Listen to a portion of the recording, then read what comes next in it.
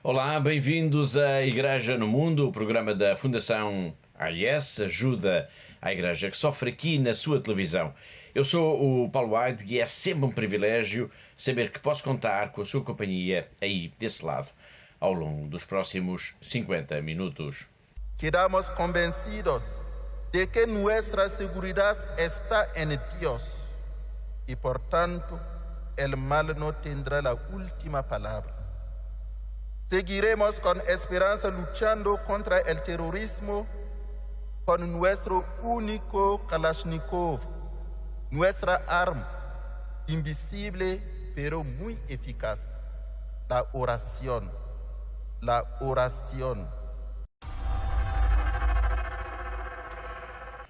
O padre Venceslau Bellem está a falar desde Madrid, desde a Catedral de Almudena, numa iniciativa da Fundação AIS. Ele está a falar sobre o Burkina Faso. Depois de, na semana passada, nós termos dedicado todo o nosso programa à Nigéria, hoje vamos continuar focados em África, porque os ataques, a perseguição à Igreja e a violência contra os cristãos são, de facto, cada vez mais comuns neste continente. Continua a ser assim na Nigéria, como vamos ver lá mais para a frente no nosso programa, com um ataque brutal que aconteceu na diocese de Makurdi, a um campo de deslocados agora durante a Semana Santa, ataque que provocou dezenas de mortos, mas é também assim quase todos os dias no Burkina Faso, no Níger, no Sudão do Sul, na República Democrática do Congo, em Moçambique e em tantos e tantos outros países. Podemos dizer que o terrorismo em África está a pôr à prova a coragem dos cristãos. O testemunho do padre Venceslau, que escutamos mesmo agora, vai ser um dos temas, claro, em debate, em análise com a Catarina Martins de Betancourt, a diretora da Fundação AIS em Portugal, que está connosco. Olá, Catarina. Olá, Paulo, e olá também a todos os nossos telespectadores. A situação grave que se vive no Burkina Faso não vai ser, no entanto, o tema único no programa de hoje. Noutros países, os cristãos vivem também tempos difíceis e estão a ser constantemente postos à prova. E é o caso da Nicarágua. E neste caso concreto, podemos dizer que as autoridades prometeram e cumpriram. As procissões nas ruas estiveram proibidas durante a Semana Santa, numa atitude de prepotência que está, no entanto, a gerar já alguns sinais de revolta, de contestação. Estou a referir-me, Catarina, aos responsáveis pelo Centro Nicaragüense dos Direitos Humanos, uma entidade que, apesar do risco, tem denunciado todos estes abusos por parte das autoridades. Sim, eles de facto têm sido uma voz incansável na denúncia dos atropelos aos direitos humanos na Nicarágua e, como é fácil nós percebermos, não será fácil fazê-lo num país onde sabemos que o regime prende e expulsa todas aquelas vozes dissidentes. Mas, de facto, os responsáveis por este centro têm conseguido, através das redes sociais, divulgar muitas das situações de abuso das autoridades, nomeadamente, como o Paulo agora acabou de referir, esta proibição da celebração de procissões durante a Semana Santa. E deram até muitos exemplos. Sim, foram muitos os exemplos que foram denunciados por este Centro Nicaragüense dos Direitos Humanos. Portanto, esta Organização de Defesa dos Direitos Humanos enumerou na sua página de internet algumas das comunidades cristãs que foram impedidas de realizar as tradicionais procissões da Semana Santa, e isso aconteceu, por exemplo, em León, em São Benito de Palermo, Grenada ou Massaia.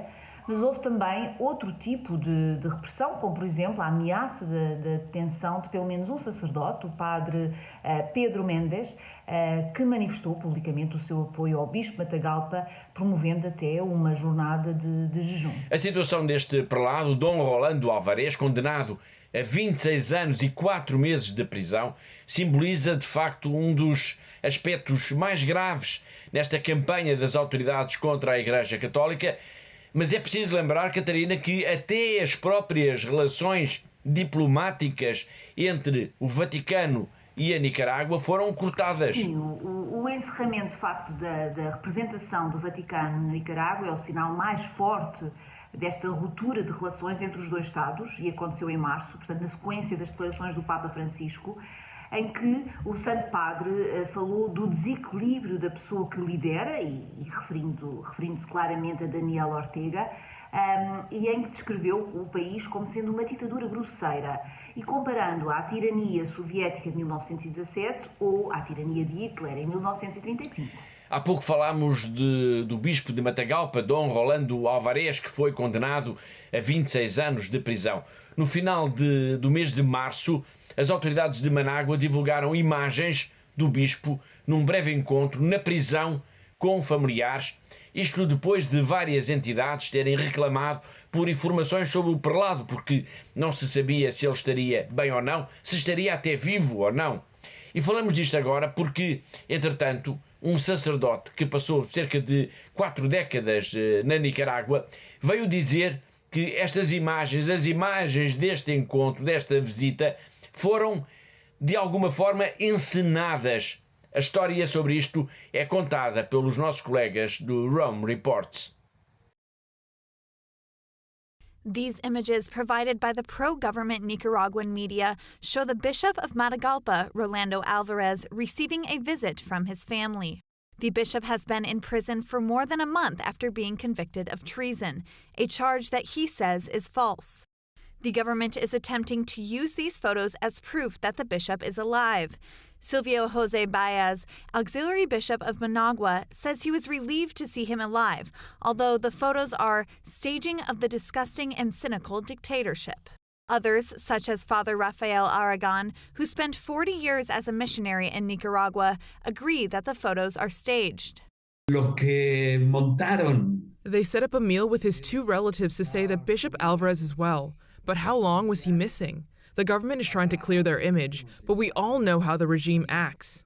The bishop's imprisonment has further strained relations between the Vatican and Nicaragua. In a recent interview with Argentina's Infobay news agency, Pope Francis said that the country's president may be suffering from some kind of imbalance. In response, the government expelled from the country the charge d'affaires of the nunciature in Managua. Before him, in 2022, the Ortega regime had expelled the apostolic nuncio, Waldemar Steins, last summer.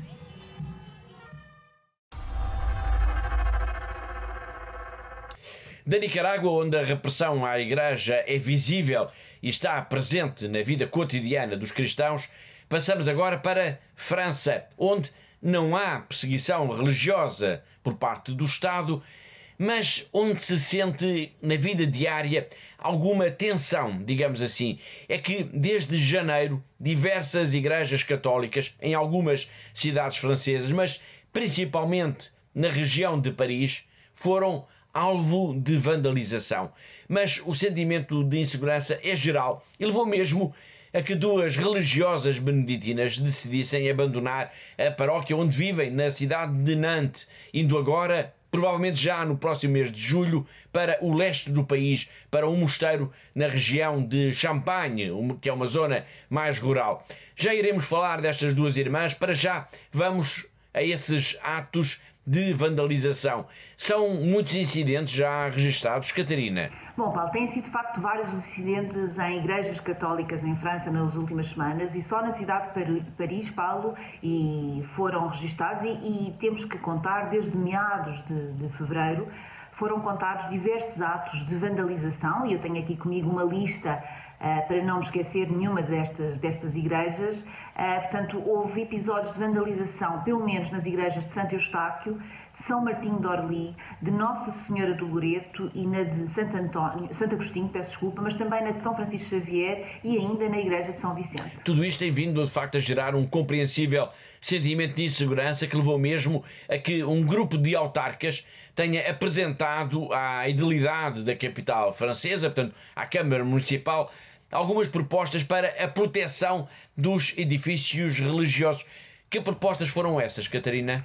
Sim, são propostas que passam essencialmente por uma maior fiscalização, maior vigilância das igrejas na capital francesa, quer por parte da Polícia Municipal, quer também pela Polícia Nacional, e também uma das outras propostas que está neste momento é mesmo a utilização de câmaras de vigilância nas igrejas. mas houve outros templos atacados, além dos que referiu. Em janeiro, por exemplo, houve uma tentativa de incêndio no santuário de Nossa Senhora de Fátima, em Paris. Sim, o Santuário de Nossa Senhora de Fátima, que está situado no 19º bairro em Paris e que congrega toda a comunidade portuguesa na capital, foi de facto alvo de uma tentativa de incêndio, tal como a Igreja Saint-Martin de Deschamps. Fora da região da capital francesa também houve incidentes em templos católicos? Sim, Paulo, também foram registados atos de vandalização ou mesmo tentativas de incêndio, por exemplo, em Estrasburgo, em Champagne de Montedor ou em Eguesheim, que é um dos mais recentes episódios, ocorreu de facto na Igreja do Sagrado Coração, no centro de Bordeaux, na madrugada de 13 de março, com as paredes pintadas quer com frases provocatórias, quer também com símbolos políticos. Tudo isto provoca, obviamente, um sentimento de insegurança, como já dissemos, e sentimento este que levou que duas religiosas beneditinas decidissem deixar a paróquia onde estão a viver, na cidade de Nantes, rumo a um mosteiro numa zona mais calma de França. O que é que aconteceu com estas duas irmãs, Catarina? Bom, Paulo, o que aconteceu a estas duas irmãs beneditinas é que as irmãs Marianne e Agathe, que têm estado na Igreja Santa Cruz, no bairro de Beauvais, na cidade de Nantes, decidiram deixar esta sua missão, partindo então para um convento no interior do país, justificando esta sua decisão pelo facto de haver instabilidade e insegurança que se vive nesta cidade onde elas ainda se encontram. Estas duas religiosas publicaram mesmo um texto nas redes sociais a explicar a razão por que vão deixar a missão na cidade de Nantes. Sim, e esse texto ajuda-nos de facto a perceber a angústia em que estas duas religiosas se encontram. Elas falam num estado permanente de alerta, de desrespeito pelo lugar de culto, de desrespeito pelo povo cristão, pelas celebrações que ali se realizam, e dizem que neste momento até já tiveram que aprender aulas, tiveram de frequentar aulas de autodefesa. Nós já vamos conhecer um pouco melhor quem são estas irmãs da Fraternidade Beneditina Apostólica, mas antes impõe-se uma pergunta, Catarina. O que é que diz o relatório da Fundação AIS sobre este país, sobre a França? Há sinais que apontam já, de alguma forma, para este tipo de violência, este tipo de ataques, este tipo de instabilidade? Bom, Paulo, de facto, esta situação de violência e de desrespeito pela Igreja e pelos cristãos em França já vinha referenciada no nosso último relatório sobre a liberdade religiosa no mundo, publicado pela Fundação AIS em abril de 2021, portanto há cerca de 2 anos. Portanto, no nosso relatório fala-se de facto num crescente antissemitismo, mas também de elevada incidência de atos anticristãos, que são sinais de que a tolerância da sociedade francesa está de facto a deteriorar-se. Obrigado, Catarina. Voltando agora às duas irmãs beneditinas, sabemos que elas vão deixar, provavelmente já em julho, a missão em que se encontram na cidade de Nantes, rumo à comunidade onde está o mosteiro de Saint-Thierry. E é para lá que vamos agora, para Saint-Thierry, vamos ao encontro da irmã Fabienne, que é a Madre Superiora. Que comunidade é esta e o que fazem é o que ela nos vai contar, tal como também nos vai explicar a importância que as irmãs beneditinas atribuem, por exemplo, ao silêncio.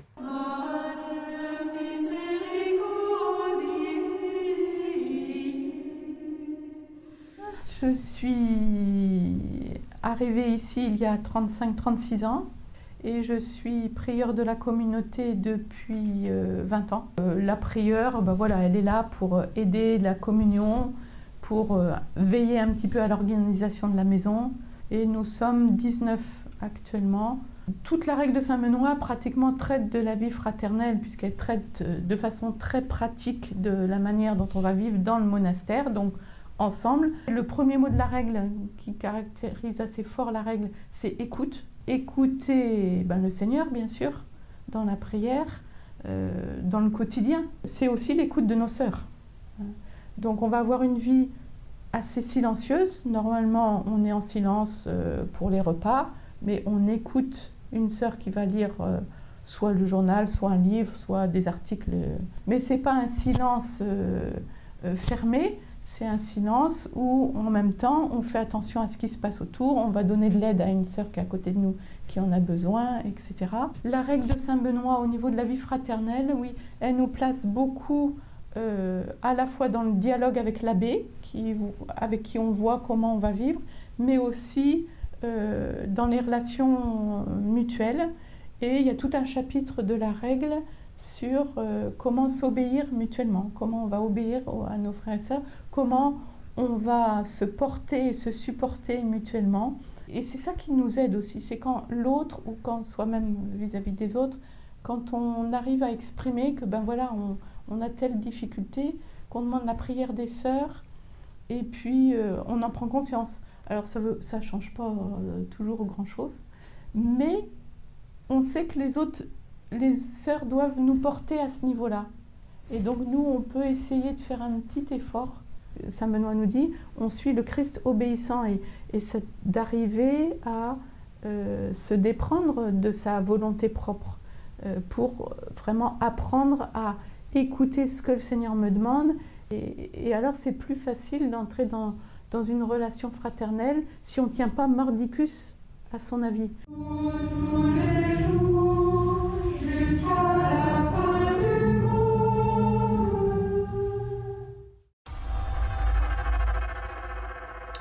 Ouvir, obedecer, suportarmos-nos uns aos outros, dizia-nos mesmo agora a irmã Fabiane, faz parte das regras de São Bento. E com as irmãs carmelitas, como é que será? De França vamos dar agora um salto enorme de mais de 2.400 quilómetros e vamos até à Islândia. Vamos ao encontro de outra irmã, de outra mulher que decidiu também dedicar a sua vida a Deus e à humanidade. Para a carmelita irmã Celestina, obedecer faz parte também, claro, das regras. Ela nasceu na Croácia e mandaram-na para a Islândia. E ela foi, claro. Daqui a pouco vamos vê-la a dizer que se houvesse até um convento em Marte e a mandassem para lá, ela iria também. Já vamos conhecer melhor. Para já, Catarina, precisamos de conhecer melhor este país, a Islândia. Um país que é um pouco maior só do que Portugal continental. Sim, Paulo, de facto é pouco maior que Portugal, mas com muito menos população. No total, a Islândia, que fica situada no sul do Círculo Polar Ártico, possui apenas cerca de 343 mil habitantes, ou seja, qualquer coisa como 4 habitantes por quilómetro quadrado. Só que a maior parte da população vive na capital, em Reykjavik, o que significa que é possível fazer centenas e centenas de quilómetros sem se avistar praticamente ninguém. E também é possível fazer-se muitos quilómetros por vezes sem se encontrar um único católico na Islândia. O país, na sua esmagadora maioria, é composto por cristãos, só que eles pertencem à Igreja Luterana Evangélica. Há católicos, é verdade, mas são apenas cerca de 13 mil. É verdade, Paulo, são apenas cerca de 13 mil e talvez isso também ajude a explicar que a Islândia tem apenas uma diocese e 8 paróquias. Uma diocese e 8 paróquias, tudo isto, ou apenas isto, num país que é um pouco maior até do que Portugal. Sim, como se calcula, algumas destas paróquias são bem gigantes e às vezes é preciso de facto andar centenas de quilómetros para ir ao encontro de alguém que pertença à comunidade católica. Ou seja, fazer comunidade é quase que o podemos garantir um dos maiores desafios que se colocam aos responsáveis da Igreja na Islândia. A irmã Celestina Gavrik, a carmelita de que estamos agora a falar, sabe bem como é difícil ser missionária num país assim, onde é preciso por vezes ir à procura dos fiéis como quem caça, eu diria, como quem caça um verdadeiro tesouro. É verdade, e essa é de facto uma boa imagem, Paulo. Portanto, Celestina Gavrik, que é uma das 4 irmãs carmelitas do Divino Coração de Jesus que vivem na Islândia, elas são 4 religiosas apenas para uma paróquia que se estende por mais de 500 quilómetros. E aí, na ajuda a ultrapassar essas dificuldades que entra a Fundação AIS. Sim, porque de facto ao volante do carro oferecido pela Fundação AIS, esta carmelita faz tudo o que for preciso para que as suas crianças possam ter aulas de catequese, nem que para isso tenha de percorrer centenas e centenas de quilómetros por estradas quase sem ninguém. Portanto, a irmã Celestina, que é de facto uma pessoa muito engraçada, muito bem disposta, diz-nos que, se for preciso, até vai bater à casa das pessoas, à procura das crianças, das famílias com crianças, das famílias católicas, para que os filhos possam ter então catequese. A irmã Celestina Gavric é uma carmelita muito especial, pronta para fazer o que for necessário para cumprir com a sua missão.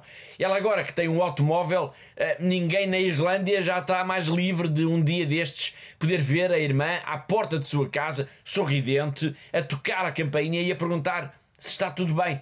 Já vamos ver a própria irmã Celestina a contar esta história. É que uma equipa da Fundação AIS esteve na Islândia e falou não só com as irmãs carmelitas, mas também com alguns dos responsáveis da igreja local. É o caso de Ivan Sovic, um dos homens que tem em mãos os principais projetos da única diocese em todo o país. Ideias não lhe faltam, mas ele precisa de ajuda. We have several hundred Catholics, but we cannot reach them during the whole year because in winter months they're isolated and priests often have to travel 500-600 kilometers just to reach them if it's possible. So in the future we would like to establish their parish center with a chapel and a new parish in Iceland. To achieve this, we would like to ask you for your support. Thank you.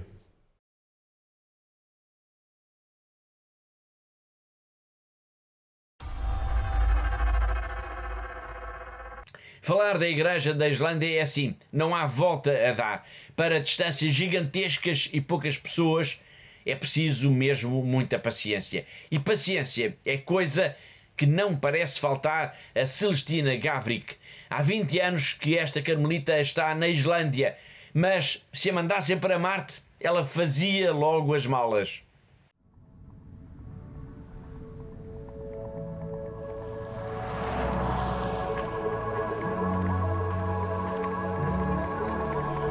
I was called to come to Iceland. It was a big surprise, really. When we make vows, we belong to all our congregation is living and doing. Therefore, if they make a convent up on the Mart, you must go there and live there and work there.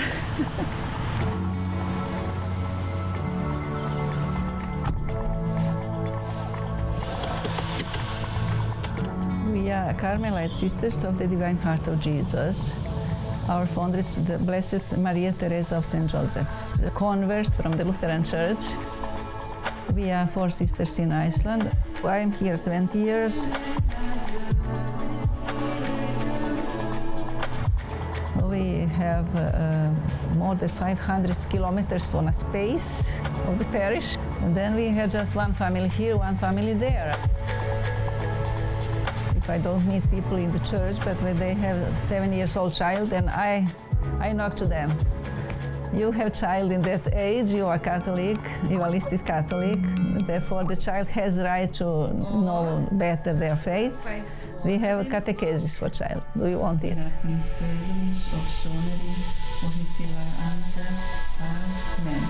I saw so many people, Catholics, that miss their contact with their church because of the lack of the personal contacts. We must go to people. Last year we got car with support and also Kircheinot. Thank you ACN for supporting the church in the Iceland. Thank you, God bless you. Without you, we wouldn't be able to go on.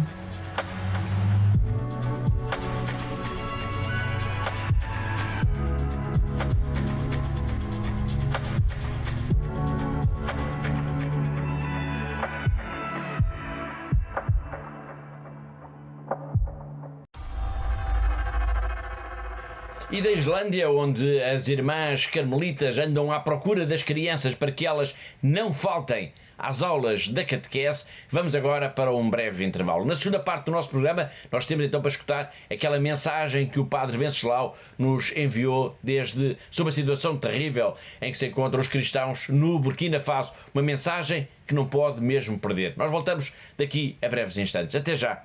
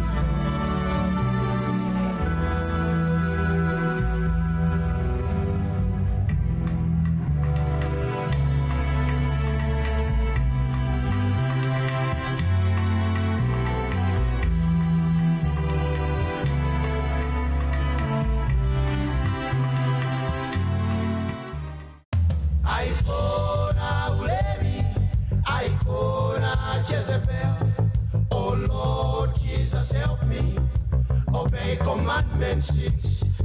Icona Ulevi, Icona Jezebel. Oh Lord Jesus, help me obey commandment 6. Jesus is the way, Jesus is the truth, Jesus is life, the light in my path. Deliver me from evil, help me overcome. Oh Jesus, oh Jesus, oh Jesus, oh Jesus, yeah. I can say, oh Lord Jesus, help me obey commandments. I can sing, ultimate end will depend on our decision. Choosing truth or not with its power and precision to set us free responsibly for the fullness of love to the end. Set me free, yeah. Our ultimate end will depend on our decision. My ultimate end or not with its power and precision to set us free responsibly for the fullness of love to the end. Set me free, yeah. Deceit and deception. We need divine protection. Divine protection. Deceit and deception. We need divine protection. Divine protection. Deceit and deception. Rescue me. We need divine protection. Divine protection. Deceit and deception. Rescue me. We need divine protection. We need divine protection.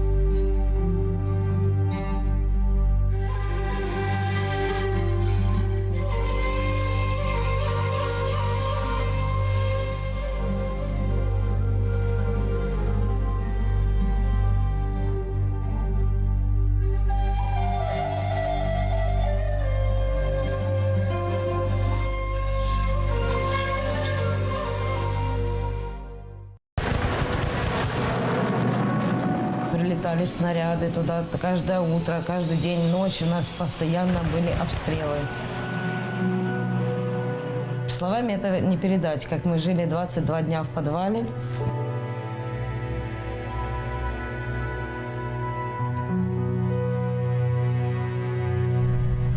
Спали на полу, ели то, что приходилось найти нам в магазине.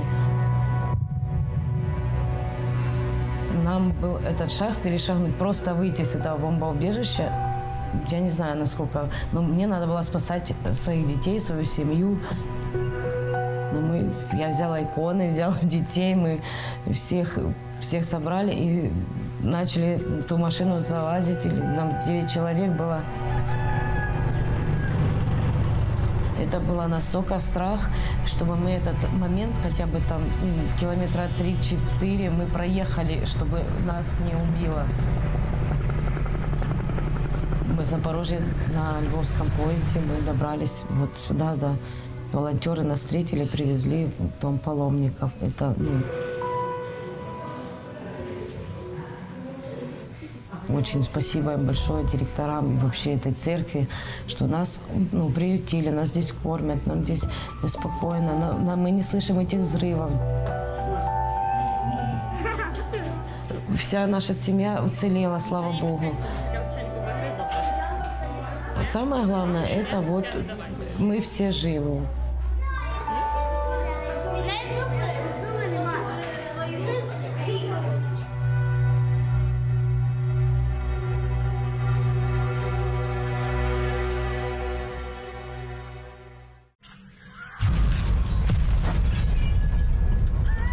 Перше, що були чути вибухи Почали до нас їхати перші біженці.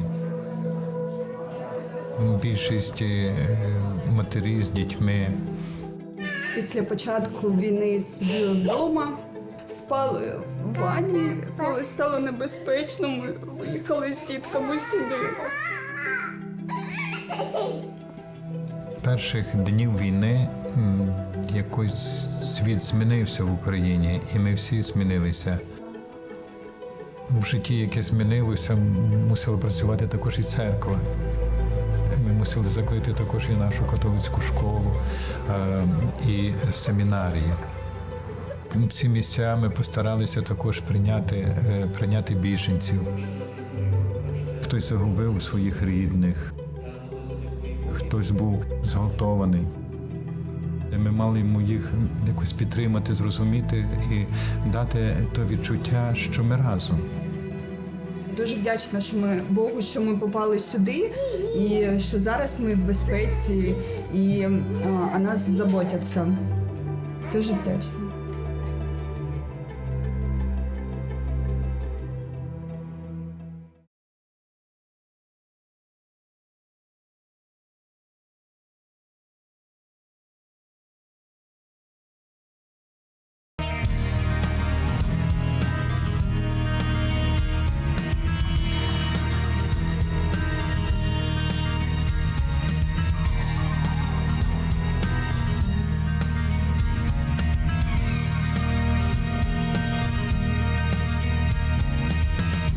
Wielki spokój tutaj mam.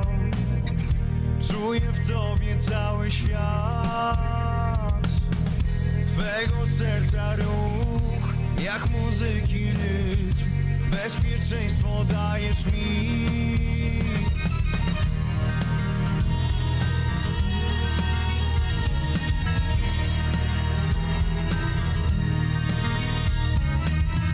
Chcę móc poczuć świata smak. Chcę zobaczyć wiele barw i powietrza łyk.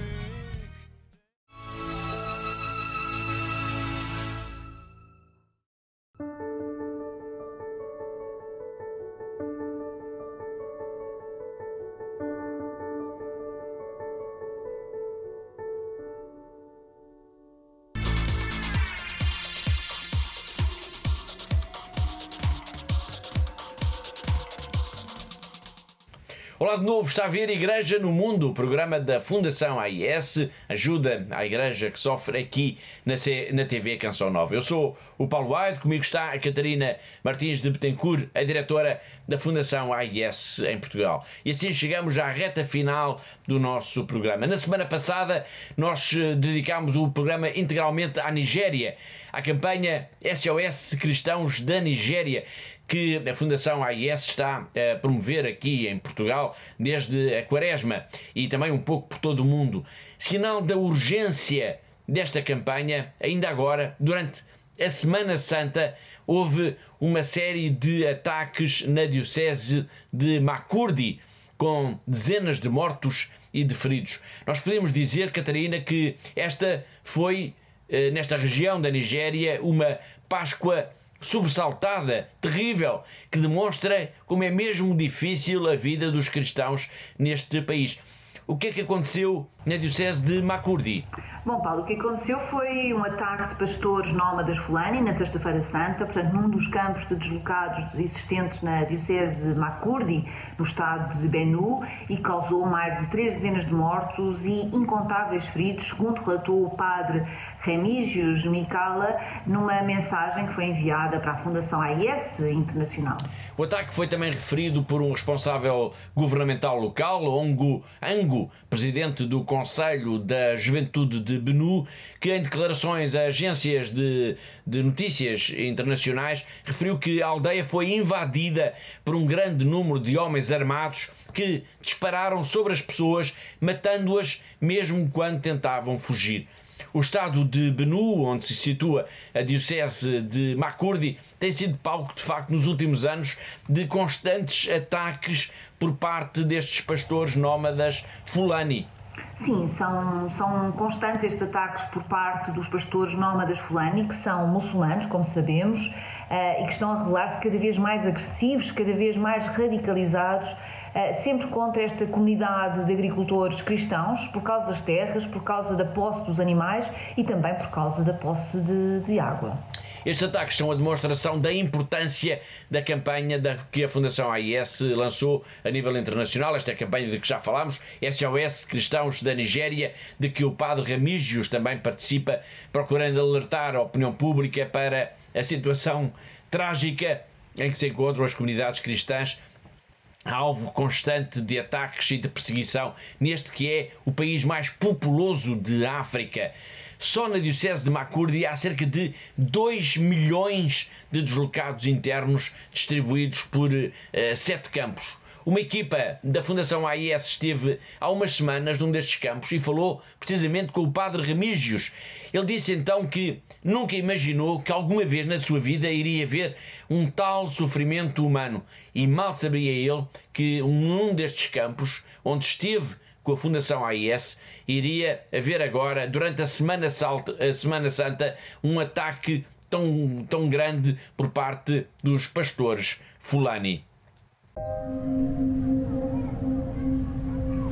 I didn't imagine I was going to see human suffering in such manner. Villages burned down, people being killed in their homes, some have been unable to bury their dead because they were shot in the bush as if they are wild animals. The killings are continuing. In the diocese of Makurdi alone, we have 2 million people in more than 7 IDP camps who are displaced from their homes. In the camps, they lack the basic things of life.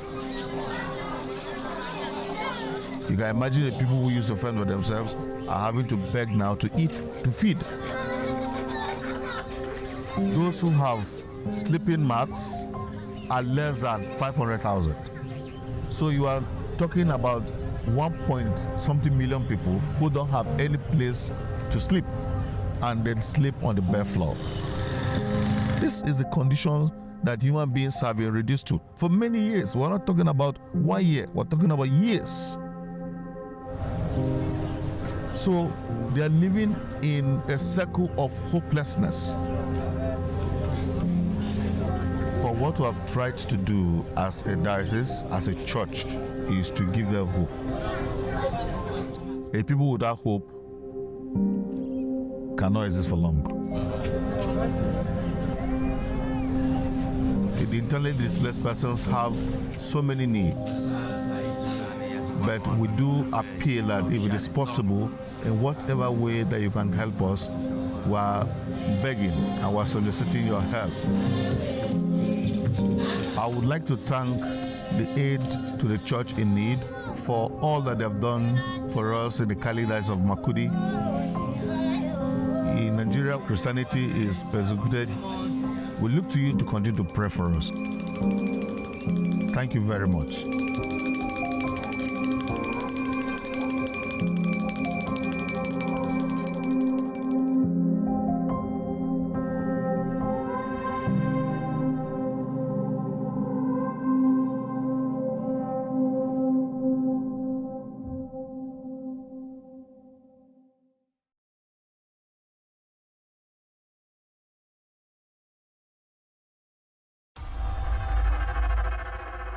E chegamos então ao último país tema do programa de hoje, o Burkina Faso.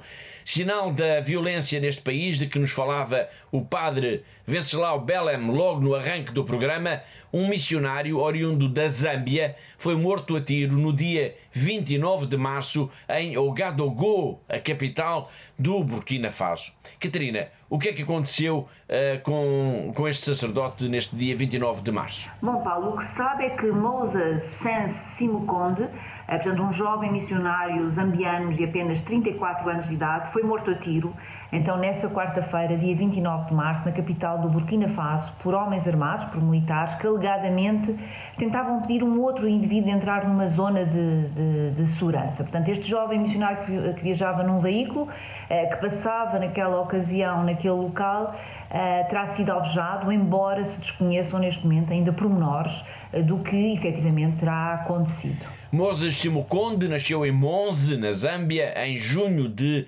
1988. Ele era missionário há 6 anos, já tinha estado antes ao serviço da igreja no Níger. Atualmente ele trabalhava na Casa de Acolhimento dos Padres Brancos, como também são conhecidos os missionários de África, em Ouagadougou, a capital do Burkina Faso.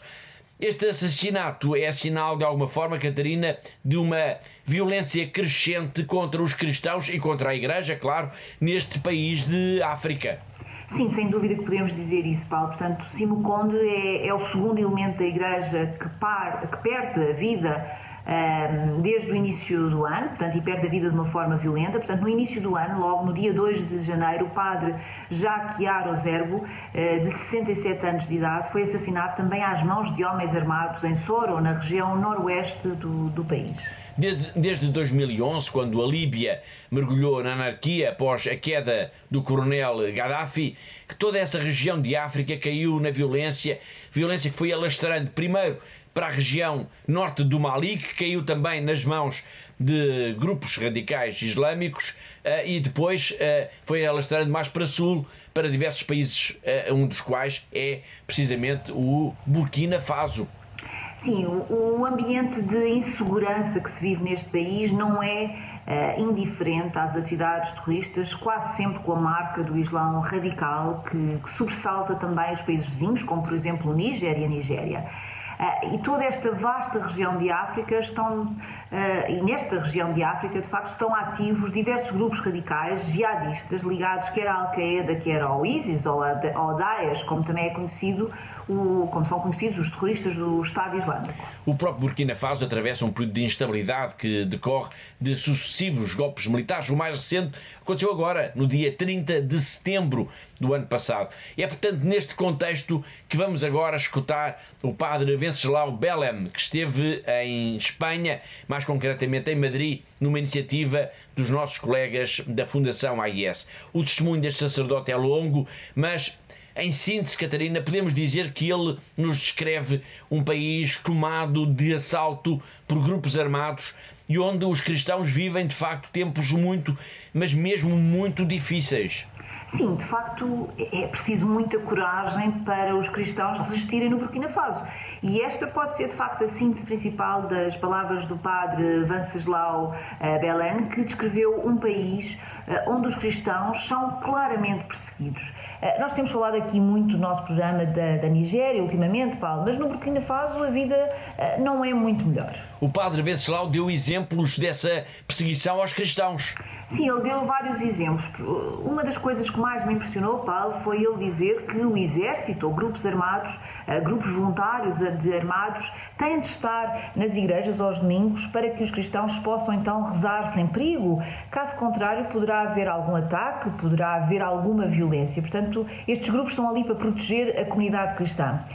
Ele contou também, por exemplo, que as enfermeiras católicas disfarçam-se de muçulmanas para poderem ir até à comunidade, para poderem ir às aldeias tratar das pessoas, dos doentes.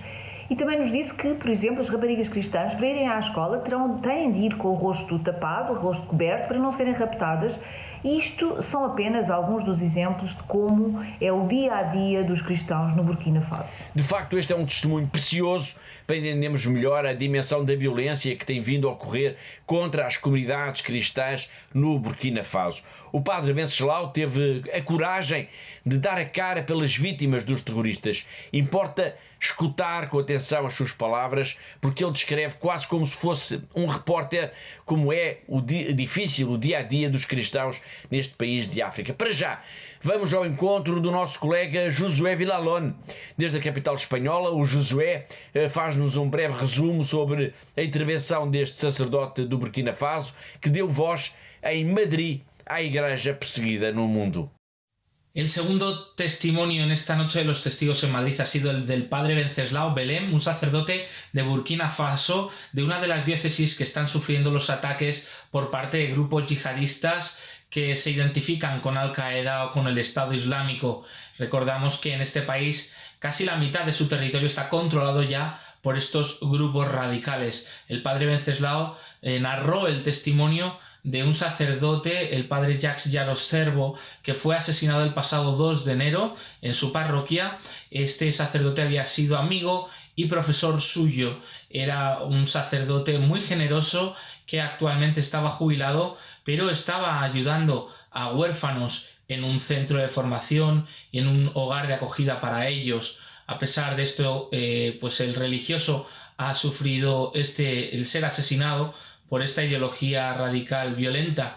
El padre Wenceslao pidió oraciones por Burkina Faso, por la paz en Burkina Faso, en todo el mundo, y por los cristianos burkineses, para que sigan respondiendo con perdón, con diálogo, con convivencia, como lo están haciendo hasta ahora. Este es un gran ejemplo para todos nosotros. A mí personalmente me tocó muy especialmente en esta noche de los testigos también escuchar y ver los paneles de otros cristianos asesinados en el último año por su fe, cristianos procedentes de países como Nigeria, como Camerún, como India, también la situación de la iglesia en Nicaragua, de la iglesia en Pakistán, donde está siendo duramente perseguida. Um grande exemplo para todos nós, disse mesmo agora Josué Villalón, o nosso colega da Fundação AIS de Espanha, que organizou na Catedral de Almudena, em Madrid, mais uma edição da Noite dos Testemunhos. Como eu dizia há pouco, é importante escutar com atenção as palavras do padre Wenceslao. O seu testemunho é grande, pelo que optámos por dividi-lo por vários programas. Hoje ele vai falar-nos essencialmente do país, o Burkina Faso, e dos ataques jihadistas e da ameaça que eles fazem sentir aos cristãos. Desde los primeros ataques en 2015, los cristianos ya no pueden ejercer libremente su derecho a la libertad religiosa. Los terroristas empezaron a reclamar una sola religión en Burkina Faso, el Islam. Son grupos de apoyo al Estado Islámico y de Al-Qaeda. Desde que empezaron el terror, más de 2.000 escuelas han sido cerradas. Atacan escuelas modernas, transformándolas en coránicas. Atacan a iglesias católicas, matando o secuestrando cristianos, sobre todo sacerdotes, catequistas y otros laicos más comprometidos. Y quieren imponer el uso de velo integral a todas las mujeres sin distinción de religión. Muchas niñas o chicas cristianas deben acudir a la escuela con velo para evitar ser señaladas, calumniadas, pegadas o incluso secuestradas. Los domingos y los días de fiesta, la policía, los militares y los voluntarios para la defensa de la patria rodean las iglesias para que podamos rezar, celebrar la Santa Misa sin peligro. En los caminos que llevan a los pueblos, los terroristas van poniendo minas explosivas para impedirnos a nosotros y a los militares el acceso. Así pueden seguir aislando poblaciones que pasarán hambre y necesidad si no se convierten al Islam. Ir a los pueblos y atender a la gente pastoralmente es ya muy peligroso. Tenemos que rezar mucho, recibir los sacramentos y sobre todo la confesión antes de desplazarnos para la pastoral, por si acaso no volviéramos. Eso nos ayuda a quitarnos el miedo y también a pedir la gracia de poder perdonar. Nos prepara interiormente a lo que pueda ocurrir. Quedamos convencidos de que nuestra seguridad está en Dios y por tanto el mal no tendrá la última palabra.